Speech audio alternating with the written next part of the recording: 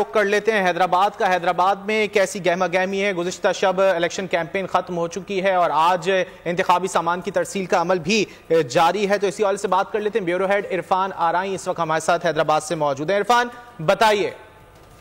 جی، حیدرآباد میں عام انتخابات کے حوالے سے تیاریاں اس وقت زور و شور سے جاری ہیں۔ الیکشن کمیشن کی جانب سے پبلک اسکول میں سامان تقسیم کرنے کے حوالے سے کیمپ لگایا گیا ہے۔ یہاں پر بڑی تعداد میں سرکاری ملازمین جن کی ڈیوٹیز لگی تھیں وہ پہنچے ہیں۔ تقریباً 11,400 کا عملہ جو ہے وہ 883 پولنگ اسٹیشنز 3,219 پولنگ بوتھس پر اپنی ڈیوٹی کے فرائض انجام دے گا۔ اگر عمران آپ کو دکھائیں تو اس وقت یہاں پر پولیس رینجرز کے ساتھ ساتھ پولنگ کا عملہ بھی یہاں پہنچا ہے۔ یہاں پر اس وقت سامان کی تقسیم کا عمل شروع ہو چکا ہے اور یہاں سے پھر تمام جو پولنگ اسٹیشنز ہیں وہاں عملے کو روانہ کیا جائے گا۔ رات گئے تک یہ سامان کی تقسیم یہاں پر مکمل ہوگی۔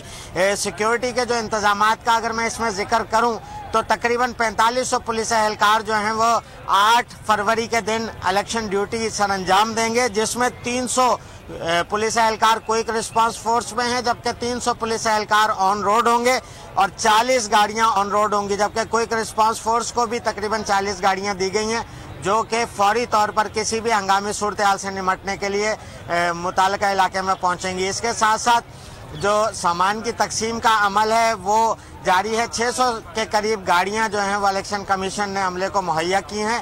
یہ گاڑیاں جو ہیں عملے کو لے کر پولنگ اسٹیشن پر پہنچیں گی۔ دیہی علاقوں میں رات گئے تمام سامان پہنچا دیا جائے گا۔ اس حوالے سے جو الیکشن کمیشن ہے، ضلع انتظامیہ ہے، ڈی آر او ہیں، وہ ان تمام چیزوں کی مانیٹرنگ کر رہے ہیں۔ یہاں سے سامان کی تقسیم کا عمل کچھ دیر میں بتایا جا رہا ہے کہ شروع ہوگا، تاہم سامان یہاں پر موجود ہے اور الیکشن کمیشن کا عملہ بھی یہاں پر موجود ہے۔ بہت شکریہ عرفان آرائی، ہمیں حیدرآباد سے آگاہ کر رہے تھے۔